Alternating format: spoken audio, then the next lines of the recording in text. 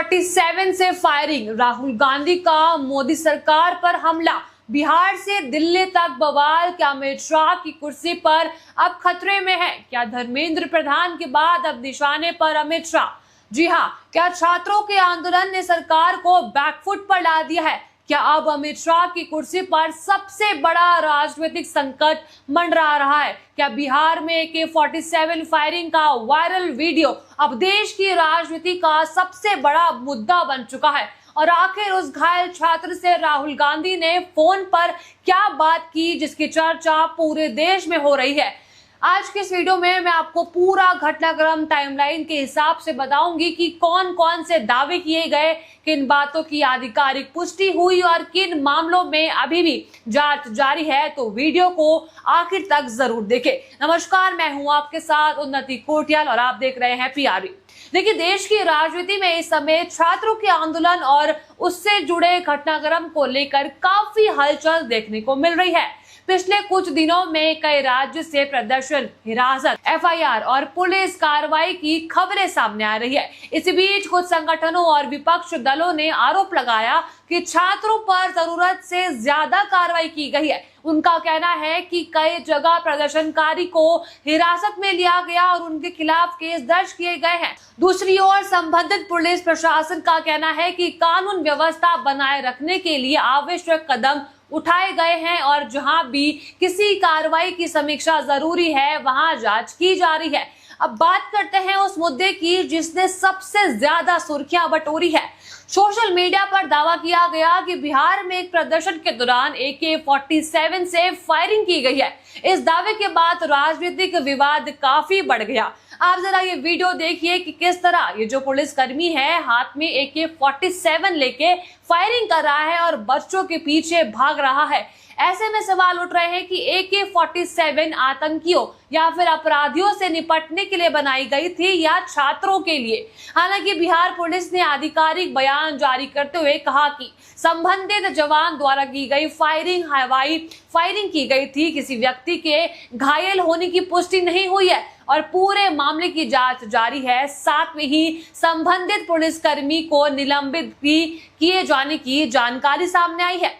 अब यहीं से राजनीतिक बयानबाजी और भी तेज हो जाती है। विपक्ष ने इस पूरे मामले को संसद में उठाने की बात कही। कई नेताओं ने आरोप लगाया कि छात्रों के साथ सख्ती की गई और सरकार को इस पूरा जवाब देना चाहिए। आप जरा ये राहुल गांधी का ये ट्वीट देखिए। वो लिखते हैं, छात्रों के खिलाफ पूरा का पूरा सिस्टम ही जानलेवा है। खबर आ रही है कि बिहार में प्रदर्शन कर रहे छात्रों पर AK-47 से गोलियां चलाई गई है और सैकड़ों छात्रों को गिरफ्तार करके उन पर FIR की जारी है। मोदी जी, कहां गया आपका वादा कि छात्रों पर कोई FIR नहीं की जाएगी और उन्हें रिहा कर दिया जाएगा? उल्टा उन पर घातक हमले और बर्बरता की जा रही है। दिल्ली में छात्रों पर पैलेट गन चली, बिहार में AK-47, उत्तर प्रदेश, पश्चिम बंगाल, बिहार हो या दिल्ली, हर जगह पैटर्न एक ही है।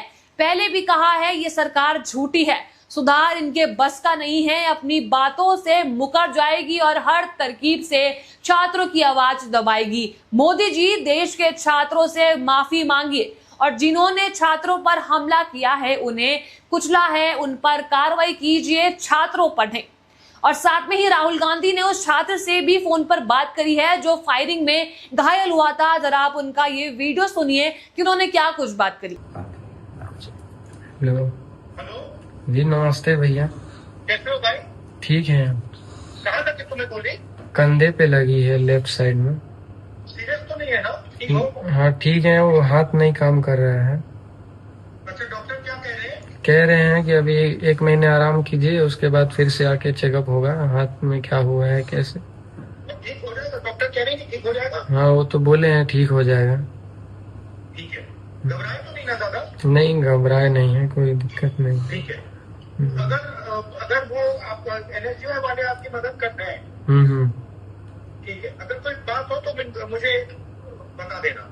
हाँ जरूर बताएंगे आप। सुना आपने, उन्होंने छात्र का हालचाल जाना और भरोसा दिलाया कि छात्रों के अधिकारों और न्याय की इस लड़ाई में वे सड़कों से संसद तक पूरी मजबूती से उनके साथ खड़े रहेंगे। यही सरकार का कहना है कि कानून के दायरे में रहकर कार्रवाई की गई है और किसी भी घटना की जांच तथ्यों के आधार पर ही होगी। अब बात करते हैं उस दावे की जिसने राजनीतिक बहस को और भी तेज कर दिया था।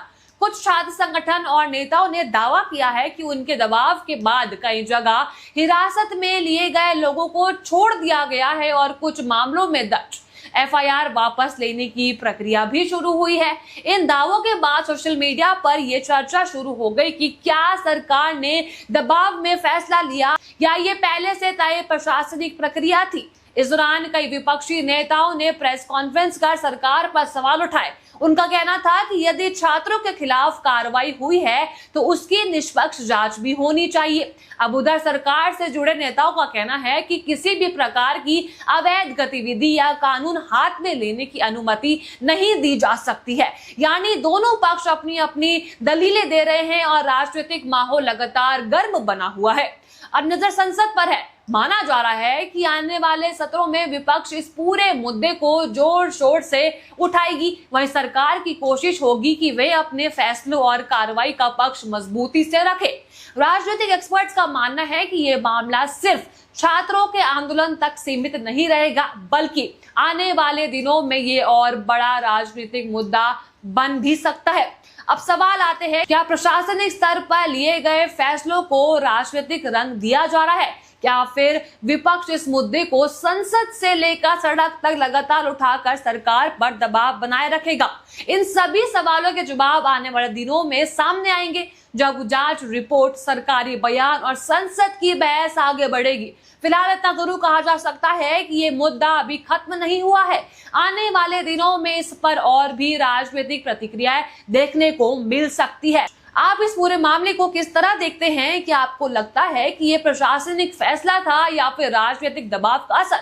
आपको जो भी लगता है हमें कमेंट करके जरूर बताइएगा। और अगर आपको वीडियो अच्छी लगी हो तो लाइक शेयर करें और बने रहिए PRB के साथ। धन्यवाद।